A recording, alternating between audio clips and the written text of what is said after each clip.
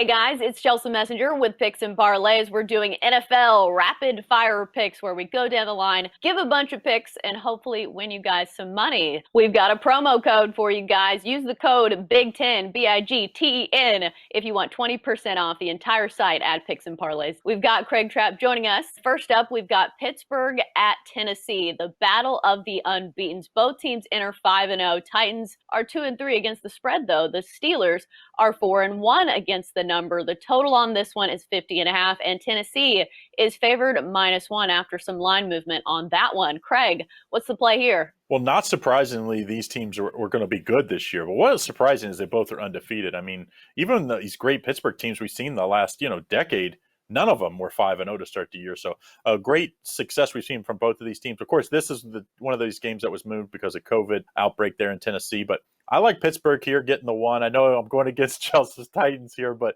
I like Pittsburgh to win. But I think my better play in this one's going to be on the under 50.5. I think Pittsburgh's defense and their great run defense is going to be the key. Obviously, if you can stop Henry with the great run game with the Titans, I think you have a shot to win this game on the road.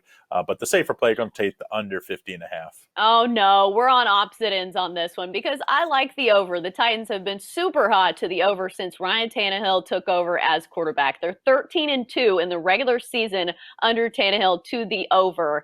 And I like this Titans offense to at least put up some kind of points in this one. I don't know if they're going to win. This is going to be a really good one.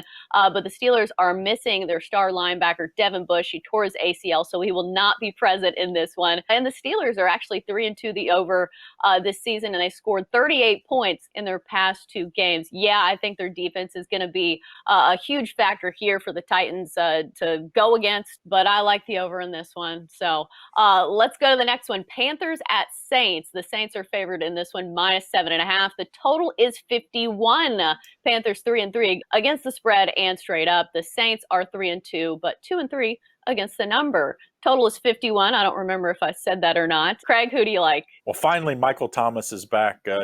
Probably the best receiver in the league last year.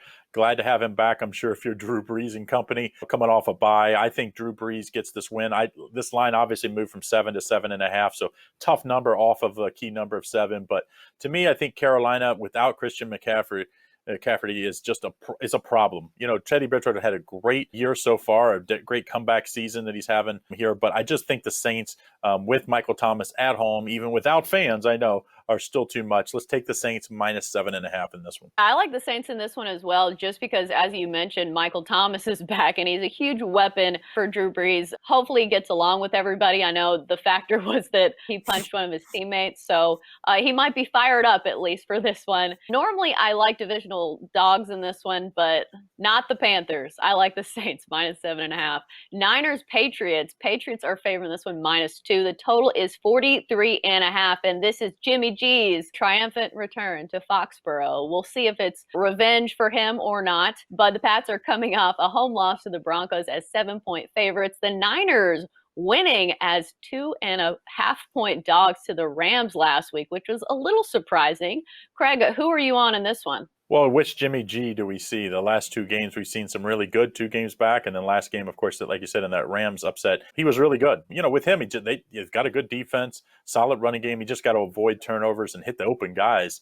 I mean, Shanahan is known as a great offensive mind. But I think Cam and company finally, hopefully this week, it looks like they finally aren't affected by the COVID, all these outbreaks we've seen in New England, of course, with several players, and not only players missing, but then they have to go by Zoom and everything because they have to close the facility down. I think Pats get back on track, pull back to even, and cover here. I'm glad this line dropped from 5.5 to 2, because at 5.5, I think it would have been on San Francisco. But at 2, I'm going to take the Patriots and Cam Newton to figure things out and to beat San Francisco coming across the country. Right. I like this as a bounce back spot for the Patriots as well, especially because the Niners have struggled against mobile quarterbacks, especially against the spread. We've seen what Kyler Murray has done to the Niners in division to that defense. So I like the Patriots laying a short number here. On to the Jags and Chargers. The Chargers are -7.5. The total is 49.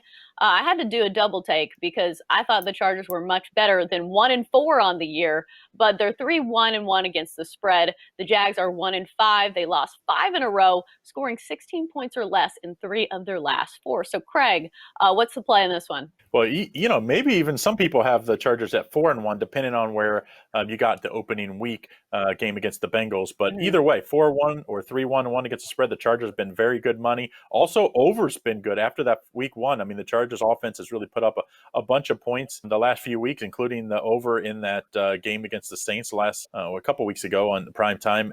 Justin Herbert, even with banged up offensive line in that matchup, looked great. And the Saints are known for all the pressure they can bring on their defensive line. So I like the Chargers to win here. It's a little high for me. That's 7.5. So that kind of worried me. So to me, even though I think the Chargers are going to win and cover, I think the safer play is taking the over here. Also Minshew and company, their offense hasn't been terrible. He has stalled out in the red zone a lot.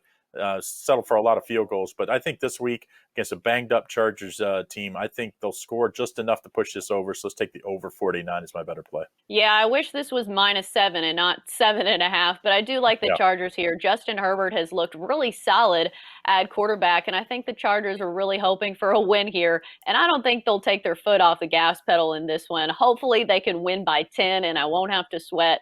But this Jags team's been really bad lately, as I mentioned, 16 points or fewer in 3 of their last 4, and those weren't even against great teams: the Lions, the Texans, and the Dolphins. So I do like the Chargers to win and cover in that one. And then finally, we've got the Bucks at the Raiders in Las Vegas. The Bucks are favored in this one, -3.5. The total is 52. Craig, who do you like? Well, what could have been? A lot of people thought that Tom Brady and the Raiders might maybe a good fit before, of course, he chose Tampa Bay. So this is a really tough matchup because Tampa Bay looked so good last week. But they did have the extra rest. Let's remember when they played on that Thursday night and they were banged up. They finally got healthy and they beat a very good Green Bay team. So I'm going to go with Tom Brady and company. I would hold out on this one.